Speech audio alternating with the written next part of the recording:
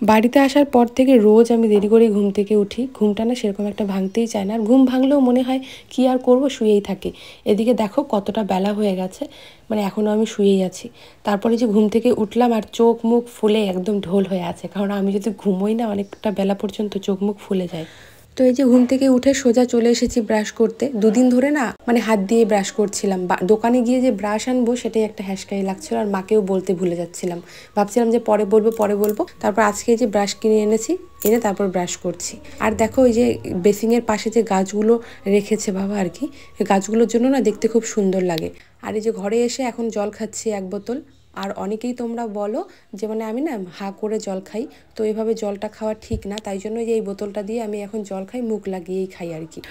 আজকে না একটা কথা তোমাদের সঙ্গে শেয়ার করার ছিল। তোমরা অনেকেই জিজ্ঞাসা করো যে আমি যে থাইরয়েডের ওষুধটা খাচ্ছি ওটার নাম কি, বা আমি যে মেডিসিনগুলো নিচ্ছি সেগুলো তোমাদের সঙ্গে শেয়ার করতে।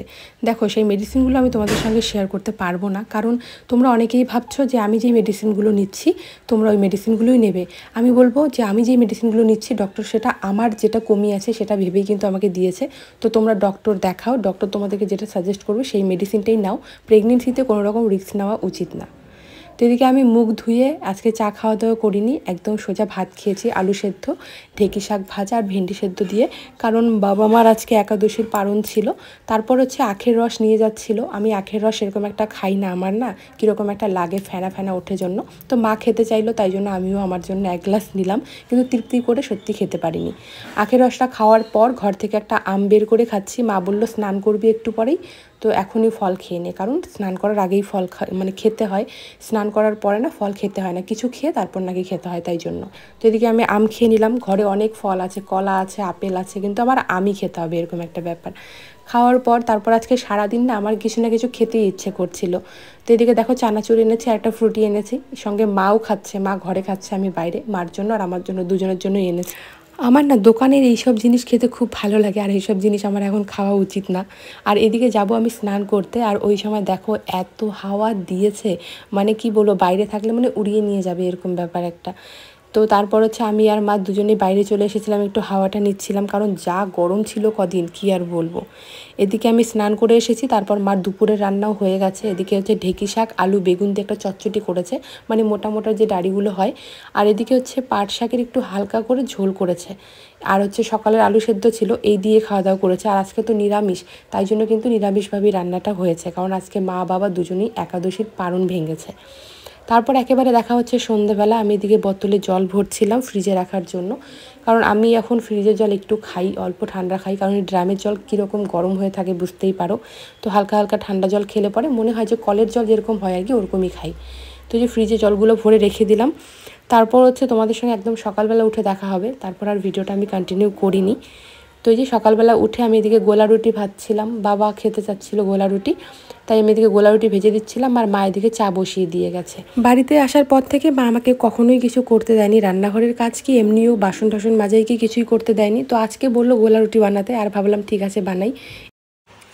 Hello guys, good morning. আবার নতুন আরও একটি সকাল নিয়ে তোমাদের সঙ্গে দেখা হচ্ছে। তো এইমাত্র মা আর বাবা নাকি গোলা রুটি খাবে, তো গোলা রুটিগুলো ভেজে দিলাম। আর আমি এখনও ব্রাশ করিনি, যে কলগেট আর ব্রাশ নিয়ে দাঁড়িয়ে আছি, এখন ব্রাশ করব। ব্রাশ করে তারপর আমি চা খাবো, আর আমার জন্য গোলা রুটিটা গরম গরম ভেজে রেখেছি। ব্রাশটা করেই গিয়ে খাবো, না, ব্রাশ করে আমার হচ্ছে ওষুধ খেতে হবে, ওষুধ খেয়ে জল খেয়ে তারপর খাবো। তো চাটা একটু গরম করে নেব। তো এই যে এখন আমি মুখ ধুয়ে চলে এসেছি গোলা রুটি আর চা খেতে। তো আমি না এই রুটিটা অনেক দিন ধরে খাই না, আমার শ্বশুরবাড়িতেও সবাই খায়, বাবার বাড়িতেও সবাই খায়, আর আমার বানাতে বানাতে এরকম হয়ে গেছে যে আমার খেতে ইচ্ছে করে না। তো অনেকদিন পরে যেহেতু খাচ্ছি, আজকে বেশ ভালোই লাগছিল খেতে। খাওয়া দাওয়ার পর এই যে এঁঠো বাসনগুলো আমি কলে পরে ভিজিয়ে রাখছি, ভাবলাম বাসনগুলো যদি ভিজিয়ে রাখি তাহলে মা যখন বাসনগুলো মাজবে তাড়াতাড়ি মাজা হয়ে যাবে, এঁঠো বাসনগুলো ভিজিয়ে রাখলেই ভালো হয়।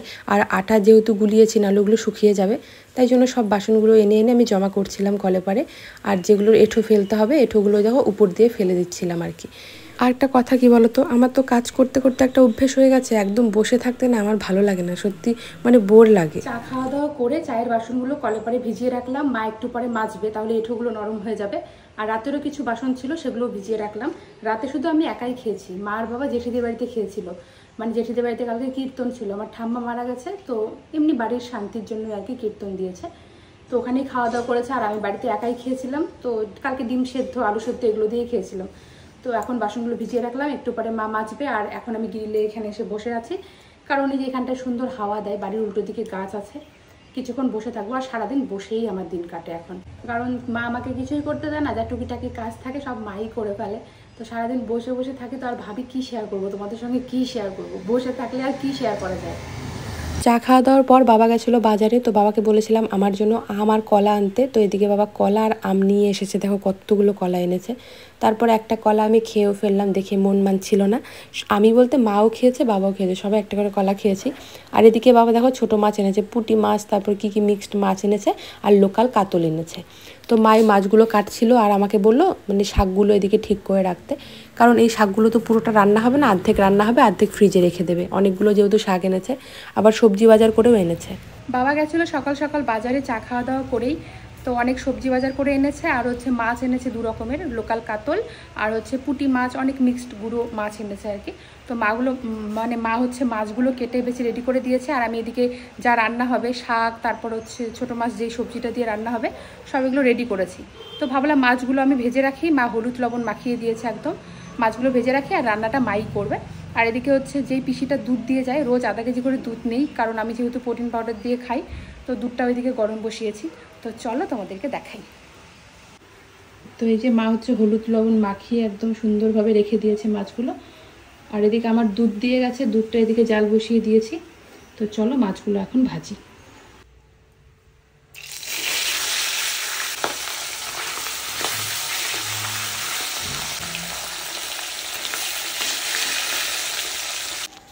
তো চলো মাছগুলো এদিকে ভাজতে থাকে। একটা কথা বলি তোমাদেরকে, তোমরা অনেকেই বলছো যে বাবার বাড়ির হোম ট্যুর দাও, বাবার বাড়ির হোম ট্যুর দাও।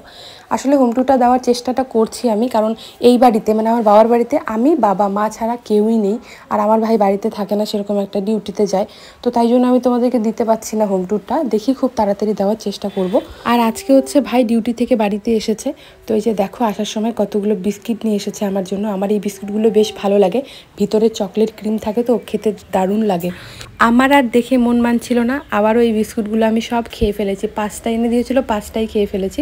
তারপর মায়ের দিকে রান্না করেছে মাছের তেল দিয়ে বেগুন ভাজা, ভাইয়ের জন্য মাছ ভাজা করেছে, পাট শাক ভাজা, আর হচ্ছে ওই যে ছোটো ছোটো পুঁটি মাছ দেখেছো, ওটা দিয়ে হচ্ছে চাল কুমড়ো দিয়ে একটা সবজি করেছে। তো সবাই মিলে যে খেতে বসেছি, স্নান করে এসেই খেতে বসেছি, কারণ মার নাকি খিদে পেয়েছে, তাই মা বলছিল পরে ফ্রেশ হয়ে নিস, আগে খেয়ে নে। খাওয়া দাওয়া করে এসে এই যে দেখো এখন আমি শাড়ি পরে নিয়েছি।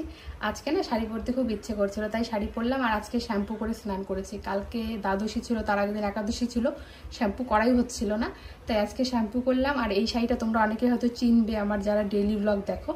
এই শাড়িটা পরে তোমার দাদাভাইয়ের সঙ্গে একদিন হলে গেছিলাম বই দেখতে, আর আজকে পরলাম। আজকে নিয়ে 2 দিন হলো। তো আমার মায়ের খুব পছন্দ হয়েছিল শাড়িটা, তার মা একদিন পরেছিল, তো এই বাড়িতেই ছিল শাড়িটা, তাই জন্য আজকে এই শাড়িটা পরলাম। আর বাড়ির থেকে সেরকম আমি শাড়ি আনিনি, 2-3টা শাড়ি এনেছি, তো নতুন শাড়ির জন্য পরতে ইচ্ছে করছিল না। আর এই শাড়িটা একদম সফট, তাই ভাবলাম এই শাড়িটা একটু পরি। তো চলো আজকের ব্লগটা এখানে এন্ড করছি, কীরকম লাগলো কমেন্টে জানিও। টাটা।